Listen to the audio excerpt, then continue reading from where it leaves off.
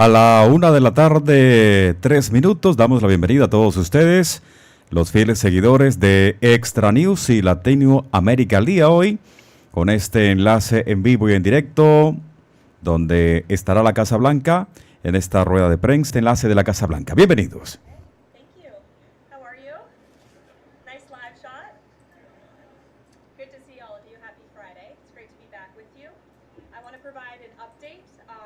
President Trump's actions in the wake of the catastrophic air collision that tragically claimed the lives of 67 people at Reagan National Airport on Wednesday night. Everyone in this White House continues to mourn the victims and keep their friends and families in our thoughts and prayers during this unimaginable time. First, within moments of the collision, the president and his newly appointed team were in immediate communication. The president was briefed on Wednesday evening following the crash, again on Thursday morning, and he has continued to receive updates as recovery efforts continue on the ground. The president, as you know, took time to address the nation yesterday afternoon. To deliver accountability, President Trump swiftly signed a memorandum directing an immediate assessment of the Federal Aviation Administration to ensure the federal government is maintaining the highest personnel and policy aviation safety standards. The memorandum directs the Secretary of Transportation and the FAA administrator to immediately review all hiring decisions and changes to safety protocols made during the prior 4 years and to take all necessary corrective actions to achieve uncompromised aviation safety. The review will include a comprehensive assessment and reversal of any deterioration in hiring standards and aviation safety standards and protocols during the previous administration. Aviation safety was addressed by President Trump before this tragic collision even took place. On his second day in office, the president signed a memorandum to immediately stop Biden DEI hiring programs and return to non-discriminatory, merit-based hiring. And in 2018, during President Trump's first term, the Department of Transportation announced it would put an end at that time to use the biological questionnaire that was introduced by the Obama administration, which punished skilled applicants. President Trump has long led on the issue of aviation safety, and he will continue to do so. He will continue to deliver on the promises he made to the American people at record speed. The Senate has already confirmed 8 of President Trump's exceptional cabinet nominees, including most recently Transportation Secretary Sean Duffy, as you of course know, EPA Secretary Lee Zeldin, and Interior Secretary Doug Burgum, who is scheduled to be sworn in later today. We expect the Senate to continue quickly confirming the remainder of President Trump's well-qualified nominees in the days ahead.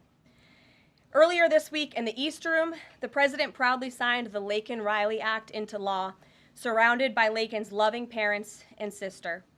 This common-sense bipartisan law mandates the federal detention of illegal aliens who are accused of theft, burglary, assaulting a law enforcement officer, and any crime that causes death or serious bodily injury, like the animal who murdered Laken-Riley in cold blood. This was the first piece of legislation President Trump proudly signed as the 47th President of the United States, and it will guarantee that Laken did not die in vain. As Laken's mother, Allison, tearfully said during the signing event, President Trump said he would secure our borders and that he would never forget about Laken, and he hasn't. He's a man of his word, and we trust that he will fight for the American people. Those are the words of Laken's mother, and we will never forget them. So to help lock up even more criminal illegal aliens, President Trump signed a memorandum this week to detain them at Guantanamo Bay. This action will expand the Migrant Operations Center at Naval Station Guantanamo Bay to full capacity to provide critical extra detention space for high-priority criminal illegals. Our brave ICE agents continue to arrest more and more of these types of individuals every day in communities across our country, and I have more updates for you. On January 27, 2025, ICE Chicago arrested a citizen of Guatemala who has been convicted of solicitation to meet a child, disturbing, and sentenced to 24 months probation. On January 28, 2025, ICE Atlanta arrested a citizen of South Korea who has been convicted of 9 counts of possession or control of material depicting minors in sexually explicit conduct. On January 28th, ICE New York arrested a Mexican national previously charged by the state of New York for attempted murder and possession of a weapon and assault. And on January 28th, ICE Philly arrested a citizen of Mexico who has been convicted of possession of child pornography. Our message is simple. If you are a criminal, illegal alien, you will be arrested and deported. On another important matter, the nation's report card was released this week, and the news is not good. It showed that U.S. students had record low reading comprehension scores last year. It's National School Choice Week, and in part of the president's commitment to education, he just left a roundtable in the Roosevelt Room focused on this issue with leaders from across the country. The national report card showed that 70% of 8th graders were below proficient in reading, and 40% of 4th graders did not even meet the basic reading levels. This is completely unacceptable to the president, and he continues to take aggressive actions to address this education problem in our country. He signed an executive order this week prohibiting federal funding of the indoctrination of our children, including radical gender ideology and critical race theory in the classroom. The president believes American education should focus on cultivating patriotic citizens who are ready for the workforce. And this action will help get schools back on track and defend fundamental parental rights in education. The president also signed a school choice executive order expanding educational freedom and opportunity for families. And in lighter news, but in exciting news, after announcing our briefing room changes on Wednesday, this White House has received more than 10,000 submissions from individuals across the country who are eager to join all of you. We might have to make this room a little bit bigger to do that, who want to participate in our new media seat at a future briefing. So in this seat today, we have the Ruthless podcast.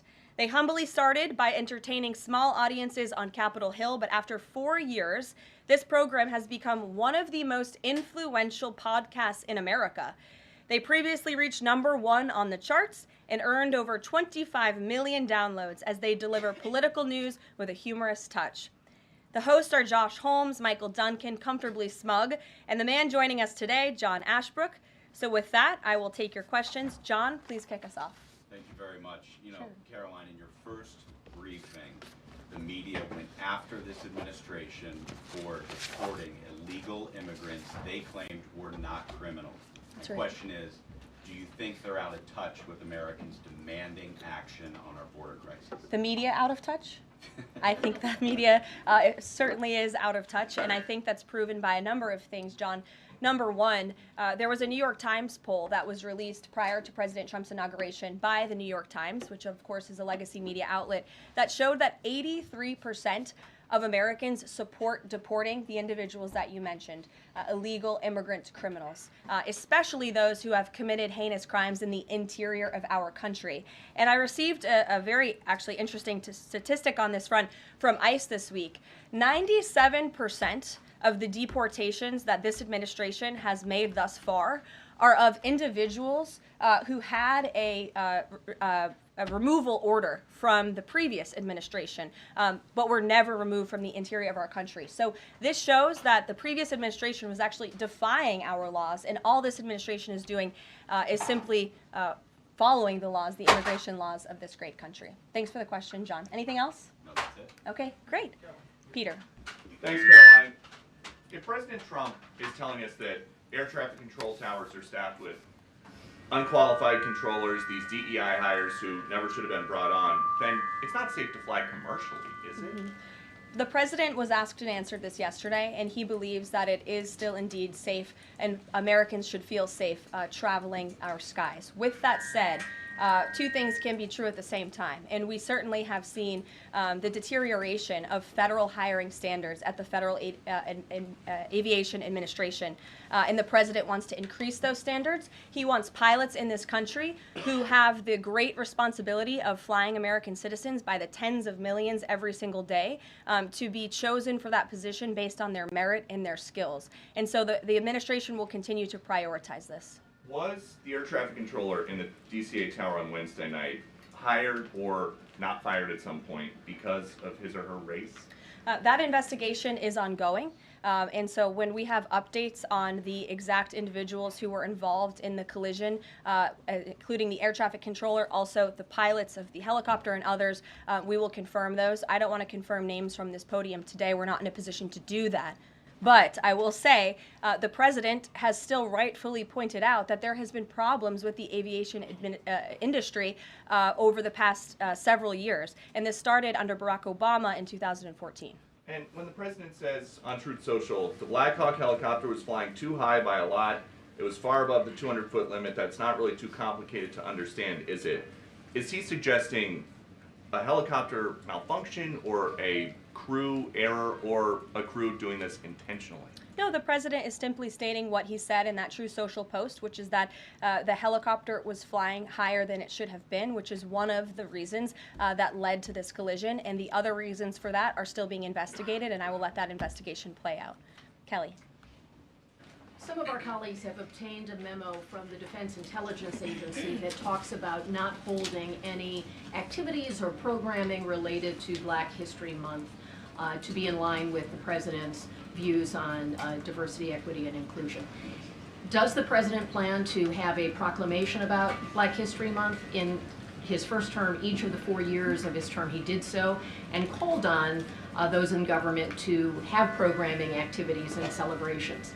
Is he going to do that this year? Yeah, the president looks forward to signing a proclamation celebrating Black History Month. I actually spoke with our great staff secretary. It's in the works of being approved, and it's going to be ready for the president's signature to signify the beginning of that tomorrow. If an agency is calling off those kinds of activities in an attempt to be in alignment with the president's views on DEI and other things, should they adjust that now and have those programs and make those celebrations however they see fit in the office? The president is leading here at the White House, and I'll leave it to the proclamation that he will sign very soon. Mary, great to see you. Thanks for having us. So I wanted to follow up on the gender executive orders you mentioned. First of all, we know that President Trump has taken a bunch of steps to protect children from irreversible transgender procedures. Is he interested in backing congressional legislation on this point? And does the Trump administration have interest in investigating doctors who perform these irreversible procedures on kids, such as a double mastectomy on a minor girl?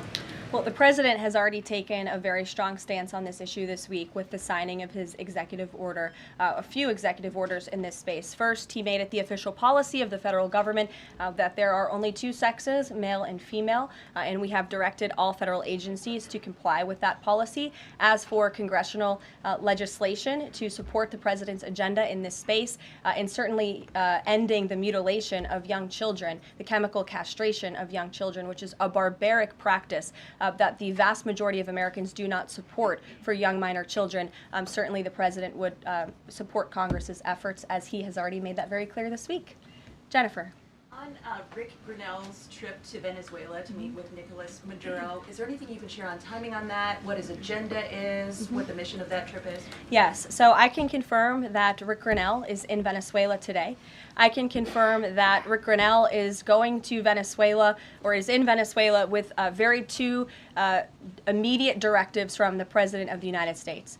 Number one, Rick Grinnell has been instructed to identify a place and ensure that repatriation flights of Tren de Aragua members, Venezuelan nationals who have broken our nation's laws, will land in Venezuela. As I said at this podium a few days ago, we expect every nation on this planet to cooperate with the repatriation of our citizens, and so Rick Grinnell is in Venezuela to ensure that can continue. And number two, Rick Grinnell is in Venezuela to ensure that all U.S. detainees in Venezuela are returned home. That's his mission, and I will provide a readout after this trip. On Bob Menendez, can you tell us if anyone has approached the White House or the president about a pardon or a commutation?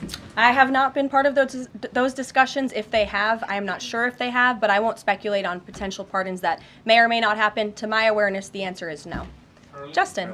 Hey, friends at Reuters are reporting that the president has made a decision on the Canada and Mexico tariffs, but that they won't actually be implemented until March 1st. I was wondering if you could confirm that and talk through some of the president's thinking. I saw that report, and it is false. I was just with the president in the Oval Office, and I can confirm that tomorrow, the February 1st deadline that President Trump put into place at a statement several weeks ago continues. The president will be implementing tomorrow a 25% tariffs on Mexico, 25% tariffs on Canada, and a 10% tariff on China for the illegal fentanyl that they have sourced and allowed to distribute into our country, which has killed tens of millions of Americans. These are promises made and promises kept by the president. The president yesterday said that last night he was planning to discuss whether an exemption would be made on oil imports. Do you have any information on what decision he made there, or will there be exemptions at all offered under this? I don't have an update or readout for you on the exemptions, but those tariffs will be for public consumption in about 24 hours tomorrow, so you can read them then. Stephen Nelson. Thank you very much, Caroline. I have 3 questions, if that's all right. I'd like to ask you about press freedom and then about 2 economic matters. Sure. On press freedom, on Tuesday you announced plans to roll back the more restrictive press badge policy of the Biden White House. But there's a different anti-press freedom policy I wanted to ask about. The Biden White House adopted a mysterious pre-screening process for journalists allowed into large event spaces that in the pre-pandemic days of the first Trump term were open to all journalists on campus. This effectively limited the diversity of reporters present and blocked the asking of questions that large segments of the American public wanted answered. As press secretary, can you commit to abolishing this mysterious pre-screening process? There were a lot of mysterious processes that my team and I have had to unravel over the past 2 weeks that were implemented by the previous White House and in particular the previous press shop here. And so I can commit to a greater access and transparency, which I believe we already have by ensuring that the 440 journalists whose credentials were revoked will be reinstalled. They will get their credentials if they wish to. We've also, of course, opened up a new seat to new media. And as far as open press events here at the White House, if we tell you it's open press, it's open press. So just to confirm, this pre-screening thing is something you're aware of and you'll work to undo to the maximum extent possible. When we say something is open press, it will mean it's open press. There's 2 economic matters, and I can just ask them both at once for Sure. you. In New York City, Governor Hochul's congestion pricing went into effect this month. Vehicles that drive through parts of Manhattan have to pay a $9 toll. President Trump has made clear his opposition. He said that it's, quote, the most regressive tax known to womankind. Will the administration be trying to block this? And the second question is, millions and maybe tens of millions of Americans who voted for President Trump were excited about his plans to do away with taxes on tips, overtime, and Social Security benefits. But there's uncertainty about the timing of this. So can you clarify for them when this is going to happen? And does President Trump want this to be in the first, all 3 of those in the first batch of legislation early this year? Well, to answer your question in one swoop, I will say that President Trump is committed to lowering taxes for Americans, cutting taxes for Americans. As for congestion pricing in New York, I do know that the president spoke with Governor Hochul about that. I don't have any, actions, so to speak, to read out for you on that issue today. Number 2, when it comes to no taxes on tips and Social Security, the president has made it very clear to our allies on Capitol Hill that is a critical piece of this reconciliation package, and he expects that his tax cuts from 2017, which put a lot more money back into the American people's pockets, those must be implemented, and no tax on tips. The president is intent on delivering on that promise, and he will get it done. And overtime also as part of reconciliation? Yes. Sure. Thanks, Caroline. Can you guarantee that those tariffs won't increase prices for Americans, including at the gas pump and the grocery store? I think Americans who are concerned about increased prices should look at what President Trump did in his first term. He effectively implemented tariffs, and the average inflation rate during the first Trump administration was 1.9%. In fact, when President Trump left office, it was 1.4%. So President Trump is going to do everything he possibly can to cut the inflation crisis that the previous administration imposed on the American people, and he will continue to effectively utilize tariffs. If those tariffs do increase prices for Americans, will the administration reverse them? That's a hypothetical question, and the president is intent on ensuring that he effectively implements tariffs while cutting inflation and costs for the American people.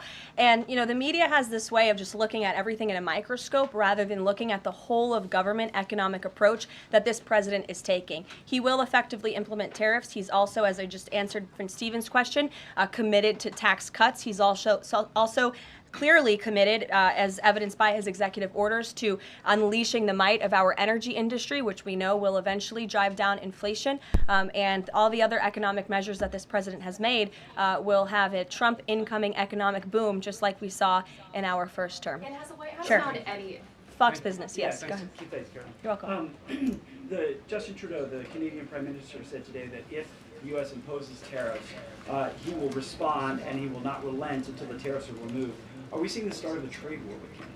I don't think so. I think the president is going to implement those tariffs tomorrow, and he will. Estamos presentando en estos momentos a través del enlace informativo de Extra News el día de hoy esta rueda de prensa en la Casa Blanca con la secretaria de prensa Carolyn Leavitt.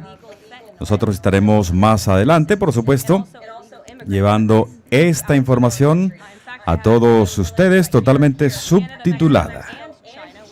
Y en breves instantes estaremos comenzando el noticiero del día de hoy de Extra News. Recuerden, con noticias muy impactantes.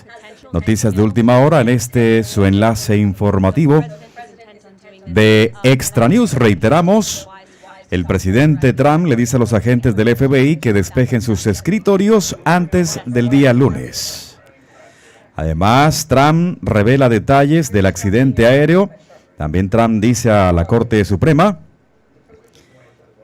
le está diciendo que respalde la orden de ciudadanía por derecho de nacimiento. Para que usted conozca más sobre este tema, pues esté allí pendiente. Además, Trump advierte a los países del BRIC que no intenten reemplazar al dólar estadounidense como un estado global. Bien, todo esto se lo tenemos aquí ustedes en contados instantes en esta transmisión en vivo e en directo a esta hora por su canal informativo Extra News. Recuerden, estamos con la mejor información para todos ustedes. Lindsay, go ahead. Thank you.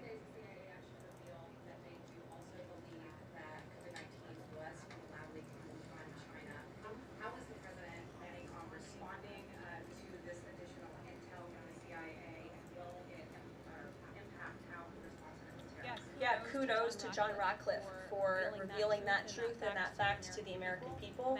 Many years too late, the Biden administration had a chance to let the American people know the truth about that, and for some reason, they chose not to. I also would just like to point out that several years ago, when I was working in this press shop and President Trump would take to this podium to brief the American people on COVID-19, he suggested that COVID very well may have came from a lab in Wuhan, China. And many members in this very room mocked him for that, said he was spewing conspiracy theories. He was not. We now know that to be the confirmable truth. It took many years for it to come out, but the president was right in this instance again. Sure. Caroline, thank you. I wanted to ask about Rubio's trip to Panama first. Sure. What did the conversations look like with President Trump on that? The president of Panama says it is, quote, impossible to negotiate over the canal. So what are you expecting from this visit? So I have not been present for Secretary Rubio's conversations with President Trump about the Panama Canal. I have been present for President Trump's own thoughts on the Panama Canal, and you've all seen them as well in his public statements that he has shown.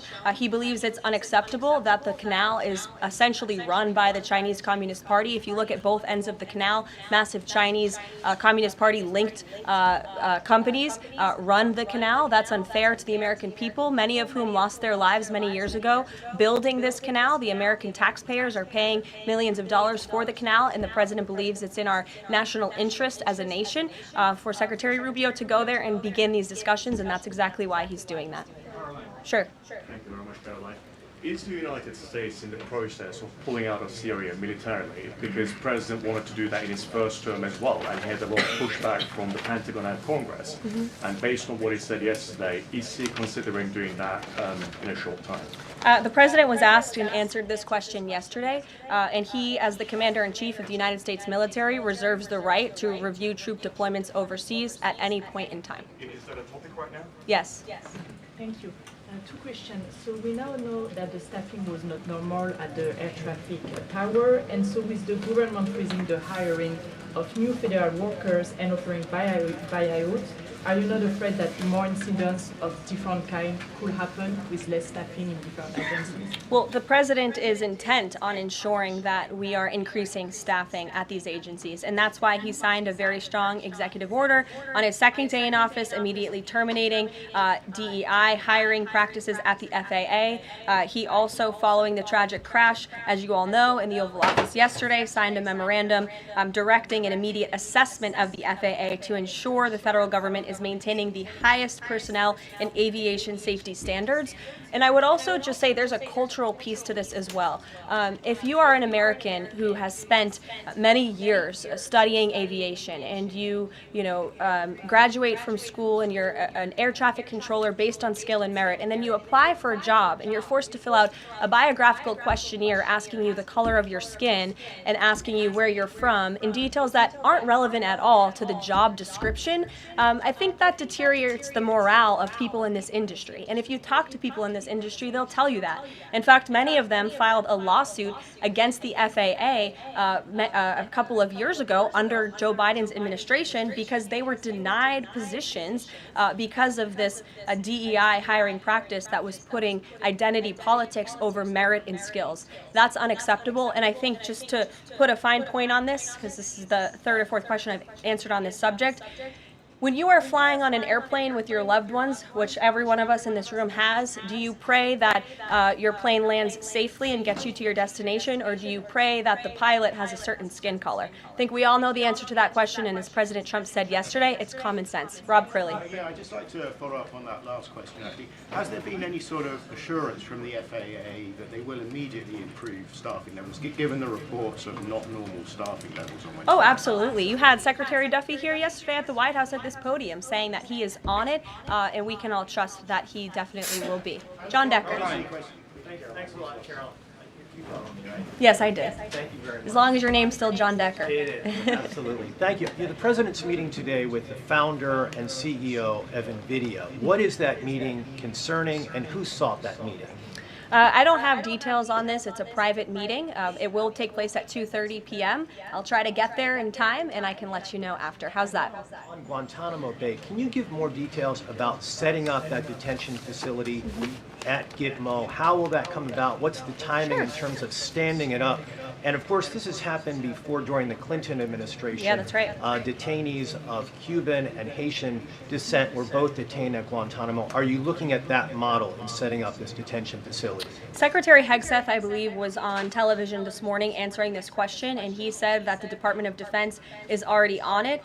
He has directed his agency to ensure that Gitmo is increasing their capacity for beds, and that's exactly what President Trump's executive order did. It directed Secretary Hegseth and also Secretary Noem to expand the Migrant Operations Center at the Naval Station to provide for this extra detention space. And as Secretary Hegseth confirmed this morning, that operation is underway.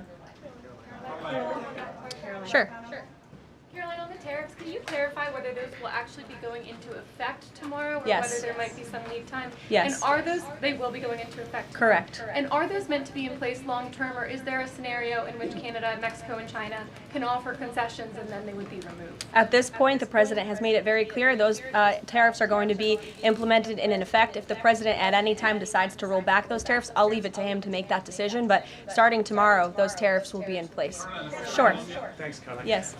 Can you confirm a report by our friends at the Daily Mail that the British Prime Minister Keir Starmer is going to be visiting the White House in February? And also, if I may, do you have any more details on Netanyahu's visit here next week? Sure. I have not seen that report about the Prime Minister. I can go check back with our friends at the National Security Council and get back to you on that. I can confirm that Prime Minister Netanyahu will be here on Tuesday, February 4th, for a working meeting and visit with the president, and I'm sure you will all be here, very excited to cover that visit. Sure. Daniel. Thank you, Caroline. You're welcome. Back on the Guantanamo Bay subject, specifically, obviously, why does the president feel like that's the best location, or a good location, to make sure that Americans are safe from violent, illegal migrant crime? Well, it's a really good question, and the memorandum that he signed, the order that he signed, builds on his previous executive actions, obviously, to secure our southern border and deport illegal criminals from the interior of our country. We know that we have an issue with detention space here in the interior, which is a big reason why Congress needs to pass this reconciliation package as quickly as possible to ensure that DHS and ICE have the funding they need to detain these individuals that the administration is very swiftly rounding up and deporting, arresting and deporting these illegal immigrant criminals. And so the president feels it's an appropriate place. Taxpayers are already funding it. The space is there. Why not use it? And the Secretary of Defense, as I said, is working on that as we speak. Sure. Yes. Thank you so much for having me here and answering a question. So I want to talk more about the success that ICE is having finding these violent criminal aliens, some of the big sexual predators. But my friend Ben Bergbaum reports that the Chicago mayor and the Illinois governor are preventing ICE agents from going into jails and prisons to enforce detainers against illegal aliens. In Maryland, the Attorney General has also put out a memo hindering local police cooperation with ICE.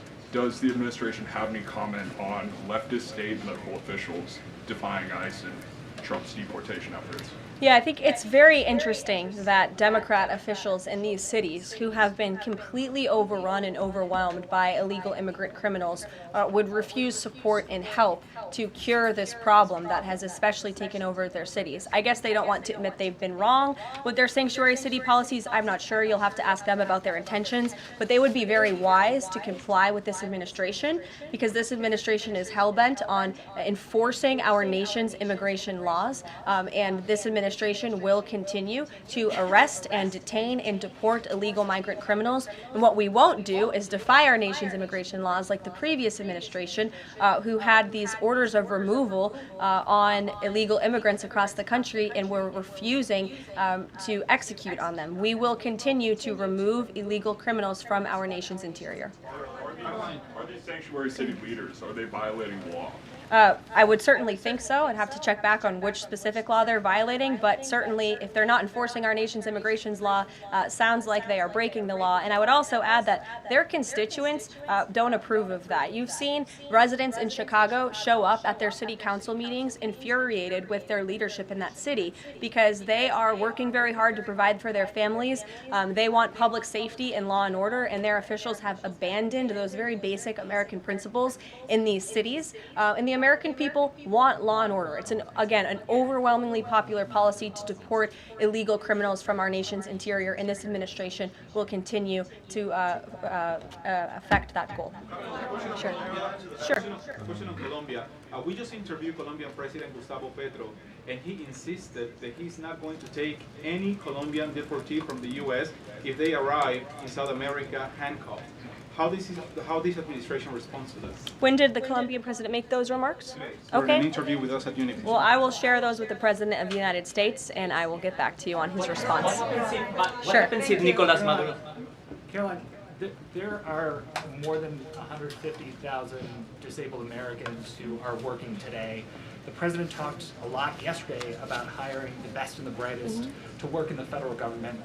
Safety aside, does he believe that disabled people do have a place to work in the federal government? And does he also support the current protections for disabled people working in the private sector as well? The president has made it very clear that this is a common sense solution to solving some of the problems that we have seen at the Federal Aviation Administration and also when it comes to many of the federal agencies across our government. People should not be hired based on their disabilities, based on their skin color, their gender, their race. None of that matters. What matters to this president and this administration is how well you can do your job, and the American people agree with that sentiment. So it's about competence, skill, and merit. And so the president is focused on ensuring that the most competent individuals, the best and the brightest in this country, are in positions in this federal government, especially when it comes to public safety. Can't overemphasize the importance of those jobs. Sure. So to follow up on her question before, where President Trump is holding China accountable on fentanyl by ramping up tariffs. So how is President Trump planning to hold China accountable on COVID origins? I haven't spoken to the president about the COVID origins specifically in regards to any actions he may or may not take when it comes to China, but as I have previewed quite a few times today, he will be implementing a 10% tariff on China tomorrow.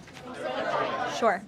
Hi. Has the president made up his mind about a timeline for tariffs on the EU? No, he has not. And will it be a one-size-fit-all, or will it be differentiated among governments? I won't get ahead of the president on tariffs when it comes to the European Union. What I can tell you, again, is that the president will be implementing 25% on Canada, 25% on Mexico, 10% on China tomorrow for the reasons that I have repeatedly laid out in this briefing. Newsmax, go ahead. Yes. Thank you so much. No, the gentleman behind you. James Rose. Yes, James. Thank you. Thank you, Caroline. Two quick questions on foreign policy, and then one very long and tedious and ponderous Rosen question thereafter. First, on Iran, we've heard very little about the president's forthcoming Iran policy besides his determination to prevent that nation from achieving a nuclear weapons capability. Is it the president's objective, short of the use of U.S. military force, to use the broad array of his powers to try to hasten the end of the Iranian regime?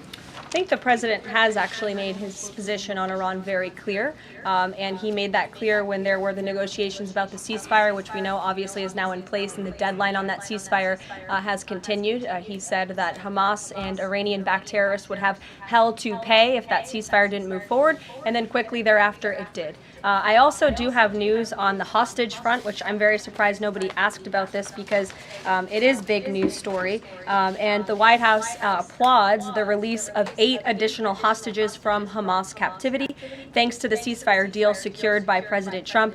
3 Israeli and 5 Thai nationals are being reunited with their families and their loved ones after being held in unspeakable conditions for over 15 months. And the president remains committed to the release of all remaining hostages, and they should have never been taken by the brutal terrorist group Hamas in the first place. And I think President Trump's working meeting with the Israeli Prime Minister next week emphasizes his continued support for Israel and ensuring that brutal terrorists in that region have hell to pay. Sure. Can I just finish the other 2 questions? Sure. I know you want the long, ponderous Rosen. But first, on the Grinnell trip, as you know, under the previous administration, the U.S. recognized the opposition candidate in last year's election, Edmundo Gonzalez, now exiled, as the legitimate president of Venezuela. Does the president's dispatching of Ambassador Grinnell to negotiate directly with President Maduro today mean that the U.S. now officially recognizes President Maduro as the legitimate president of Venezuela? Absolutely not. As I made it very clear, former ambassador and now special envoy Rick Grinnell is going to Venezuela with 2 very clear directives. Make sure that Tren de Aragua members, of which there are 400 currently in custody, are repatriated back to Venezuela, and that all United States detainees return home. Thank you very much, guys.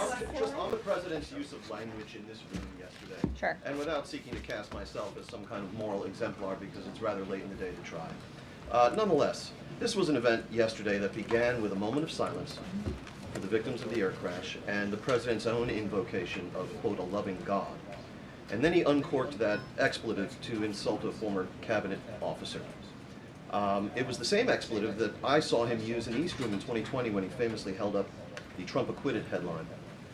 My question is, if you could shed any light for us on how the president perceives his use of public profanity, which is a practice that certainly sets him apart from all of his predecessors. Does he regard it as an effective communications device, part of his appeal, or is it something that he lapses into inadvertently, perhaps in times of frustration and later regrets? I think one of the things that the American people love most about this president is that he often says what they are thinking, but sometimes lack the courage to say themselves. And I think yesterday at this podium, you heard President Trump express great frustration, perhaps even anger, with the previous administration's policies, many of which have led to the crises that our country is currently facing and that this president is focused on fixing. Thank you guys very much. Have a great weekend. We'll see you next week.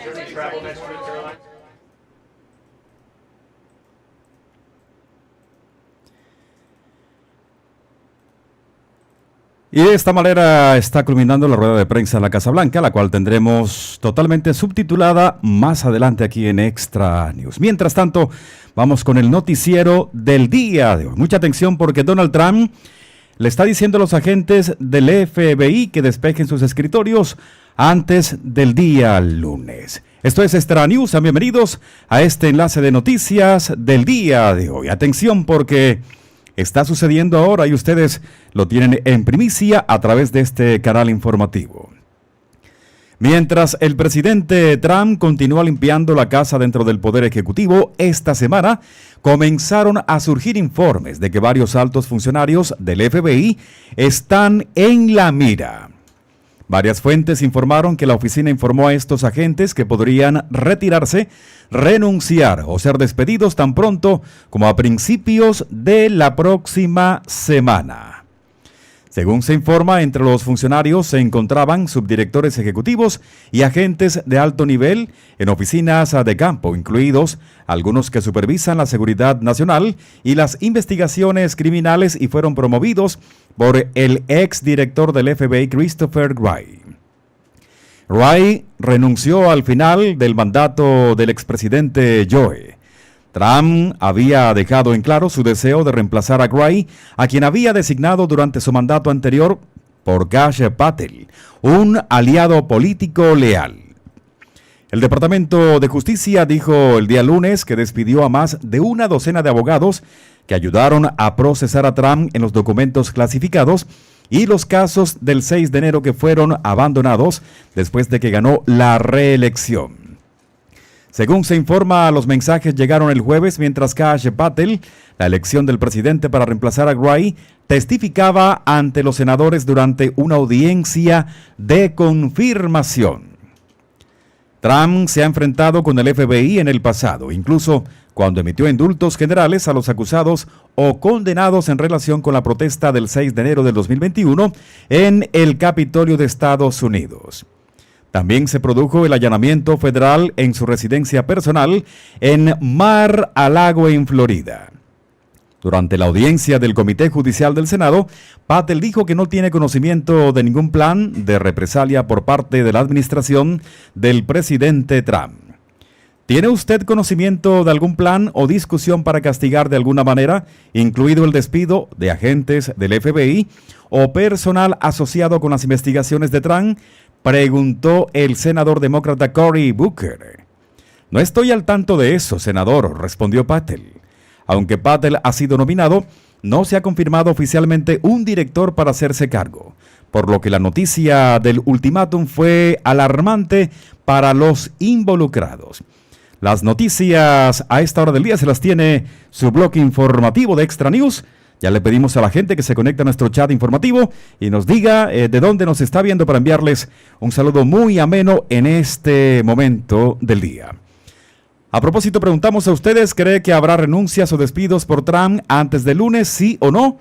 Vamos a ver qué está comentando nuestra gente, nuestro informe oficial del día de hoy.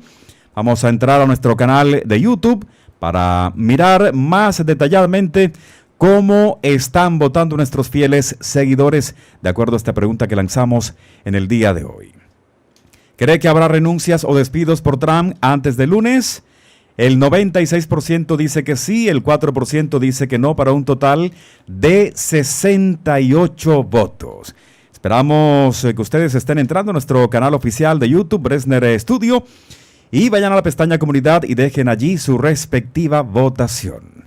En Colombia exactamente la 1 de la tarde 48 minutos, 1 de la tarde 48 minutos, estamos entregándole este enlace informativo, Extra News, en el mediodía de este viernes, fin de semana. Hoy es 31 del mes de enero, finalizando el primer mes del año.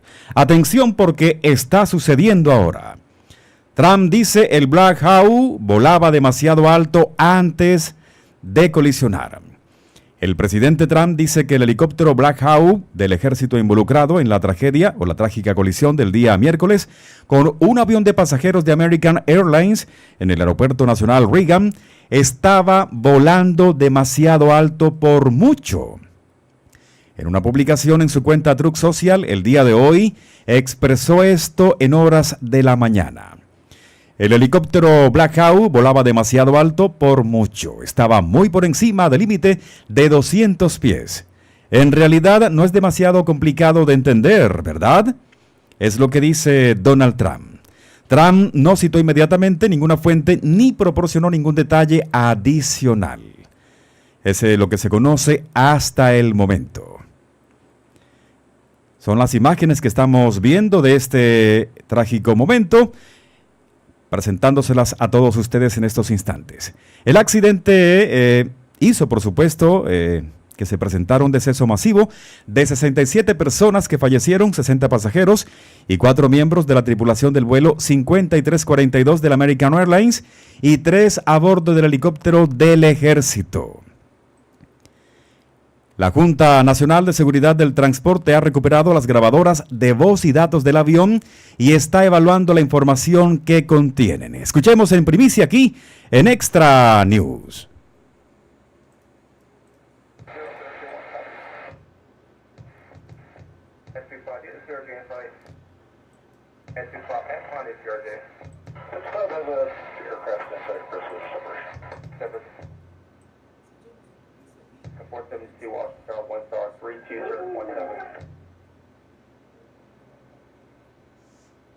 Did you see that? 472. American 3130, go out from left end 250, from maintain 3000. Left end 350, 3000, American 3130. Tower, Blue Street, 5347 is on final. Request runway 33, circle to 33. American 472, cancel one clearance, runway 1, continue. Alpha 13, standby. Blackjack 3, can you return to base? Blackjack 3, proceed directly to Leavitt. I need you to land. Blackjack 3, proceed. Fairfax 1, I need you to land immediately. Fairfax 1, understand, land immediately. What's the field? Top 6, go ahead. You land immediately. Can you go to Dulles for a few minutes?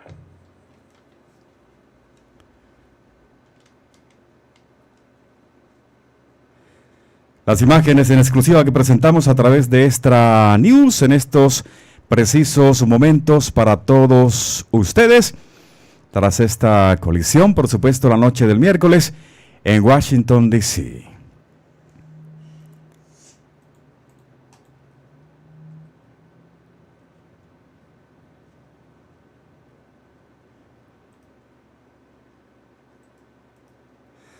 Creemos que el informe preliminar estará listo en 30 días, pero en el caso de estas investigaciones importantes, nos llevará un año, si no más, llegar a una causa probable final, dijo Tud Iman, miembro de la Junta Directiva de la NTSB. Esto lo dijo a los medios de comunicación el día de hoy. Lo más importante es que el trabajo no termina ahí. Hacemos recomendaciones para que no tengamos tragedias como esta en el futuro.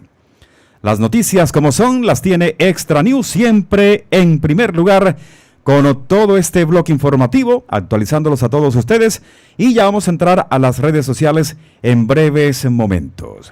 Mientras tanto, continuamos con más información de este bloque noticioso Extra News hoy viernes. Atención porque Donald Trump dice la Corte Suprema respaldará la orden de ciudadanía por derecho de nacimiento. Pero ¿cómo es? ¿En qué consiste? Se lo comunicamos aquí. El presidente Donald Trump dijo que espera que al menos 5 jueces de la Corte Suprema de Estados Unidos estén de acuerdo con su argumento de que la enmienda constitucional sobre la ciudadanía por nacimiento tenía como único objetivo salvaguardar los derechos de los esclavos, no del mundo entero. Óigase bien.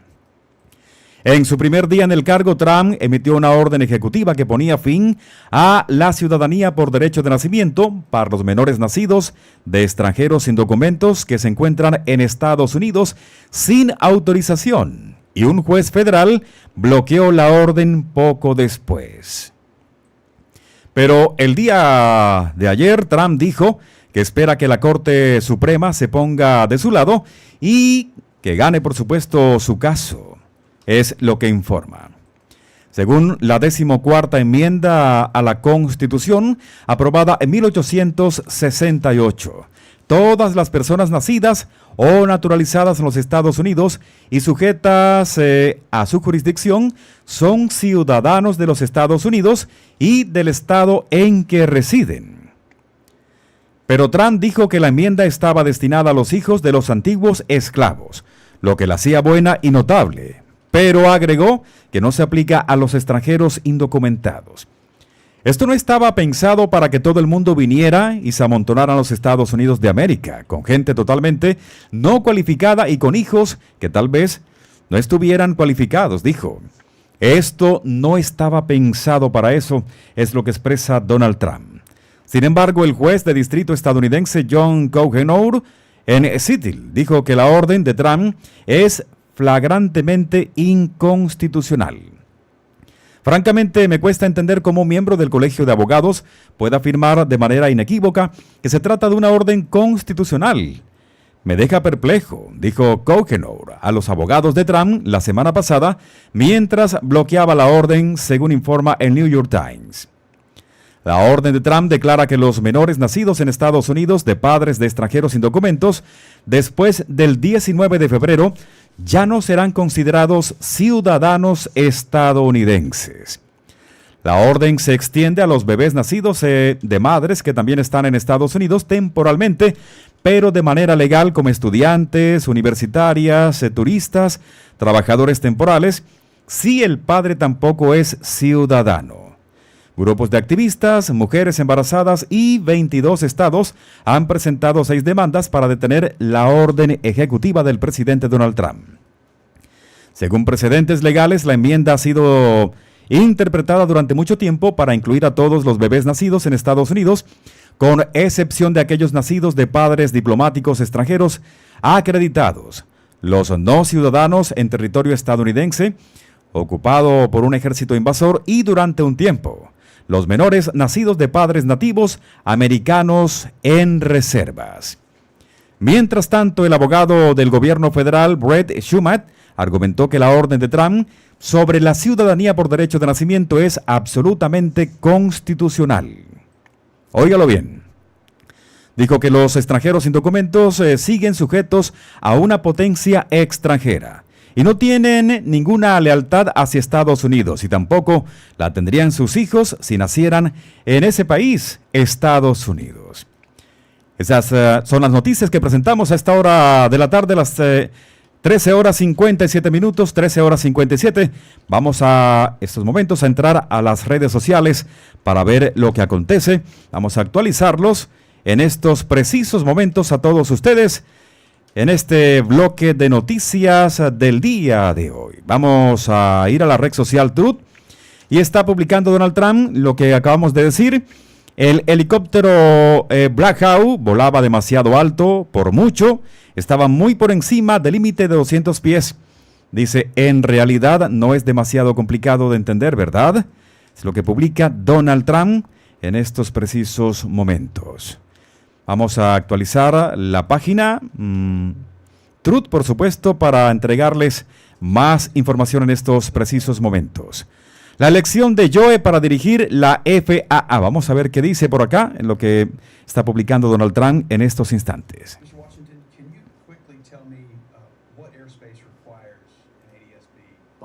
Not sure I can answer that question right now. That's okay. We'll just keep going. So that's a pretty important part. So what are the 6 types of special use airspace that protect this national security that appear on FAA charts? Sorry, Senator, I cannot answer that question. Okay, so what are the operational limitations of a pilot flying under basic med? Senator, I'm not a pilot, so... but obviously you'd oversee the Federal Aviation Administration, so any idea what those restrictions are under basic med, quickly? Well, some of the restrictions I think would be high blood pressure. Some of them would be... It's more like... Las 13 horas 58 minutos, 13 horas 58. Dice Donald Trump, los candidatos outsiders de Trump se enfrentaron al desafío del Senado y salieron ilesos.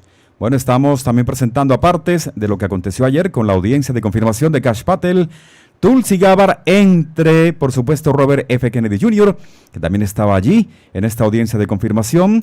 Y tendremos noticias impactantes, reveladoras en el bloque informativo de Latinoamérica al Día en breves instantes en ese canal informativo. Chairman Grassley, Ranking Member Durbin, and members of the Judiciary Committee, thank you for the opportunity to appear today. I must start with a word of prayer for the tragic accident that befell our nation last night, where we lost civilians and service members. I pray for their families. I pray for law enforcement and military personnel, and I pray for their souls, and hopefully God will find them peace in the near future. I'd like to welcome my father, Pramod, and my mother, Anjana, who are sitting here today. They traveled here to get here from India. My sister's also here, Nisha. She also traversed the oceans just to be with me here today. It means the world that you guys are here. Jesse Greshna. Bien, aparte de lo que ocurrió el día de ayer y nosotros estamos aquí con más información en este subbloque informativo Extra News, como siempre, con las mejores noticias y del momento para tenerlos a todos ustedes bien actualizados. Atención porque está sucediendo ahora. El presidente Trump advierte a los BRICS que no intenten reemplazar al dólar estadounidense. Dice, busquen otra nación tonta. El presidente Trump advirtió a los países BRICS que no intenten reemplazar al dólar estadounidense como estándar global. BRICS se refiere a una alianza entre las naciones de Brasil, Rusia, India, China y Sudáfrica que han discutido planes para alejarse del dólar estadounidense en los últimos años. Sin embargo, si lo intentan, el presidente Trump planea aplicarles aranceles del 100% y cortarles el acceso a la economía estadounidense. Pueden irse a buscar otra nación tonta, por supuesto, es lo que manifiesta Donald Trump. El presidente Trump advirtió a los países miembros del BRICS que no reemplacen al dólar estadounidense como moneda de reserva, repitiendo una amenaza de aranceles al 100% que había hecho semanas después de ganar las elecciones presidenciales de noviembre. Vamos a exigir un compromiso de estos países aparentemente hostiles de que no caerán o crearán una nueva moneda BRICS ni respaldarán ninguna otra moneda para reemplazar al poderoso dólar estadounidense o enfrentarán aranceles del 100%, dijo Trump en su red social en una declaración casi idéntica a una que publicó el 30 de noviembre. En ese momento, Rusia dijo que cualquier intento de Estados Unidos de obligar a los países a utilizar el dólar sería contraproducente. El grupo BRICS incluye a Brasil, Rusia, India, China y Sudáfrica, además de algunos países más que se sumaron en los últimos 2 años. El grupo no tiene una moneda común, pero las discusiones que se vienen desarrollando desde hace mucho tiempo sobre dicho tema han cobrado impulso después de que Occidente impusiera sanciones a Rusia por los eventos negativos con el país de Ucrania. No hay posibilidad de que los BRICS reemplacen al dólar estadounidense en el comercio internacional ni en ningún otro lugar, y cualquier país que lo intente debería decir hola a los aranceles y adiós a Estados Unidos, dijo. El presidente de Estados Unidos, Donald Trump, dijo el día de ayer que su gobierno necesita un compromiso de los países miembros del BRICS que no caerán o crearán ninguna nueva moneda del BRICS ni apoyarán ninguna otra moneda que sustituya el dólar estadounidense. Trump dijo además que si los países deciden hacerlo, se enfrentarán a aranceles, reiteramos, del 100%. Esto lo dijo en su plataforma de red social Truth y escribió la idea de que los países BRICS están tratando de alejarse del dólar mientras nosotros nos quedamos de brazos cruzados y observamos, se acabó. Vamos a exigir un compromiso de estos países aparentemente hostiles de que no crearán una nueva moneda BRICS ni respaldarán ninguna otra moneda para reemplazar al poderoso dólar estadounidense o enfrentarán, reiteramos, aranceles del 100% y deberían esperar decir adiós a las ventas en la maravillosa economía estadounidense. Es lo que dijo el presidente Donald Trump, presidente de los Estados Unidos de América. A esta hora nos despedimos, reiteramos, más tarde estaremos entregándole la rueda de prensa totalmente en español a todos ustedes, no se lo pierdan, y los invitamos en breves instantes, 2:15 de la tarde, en 11 minutos, a que se conecten con Latinoamérica al Día, con más y novedosa información en Estados Unidos. Hasta pronto.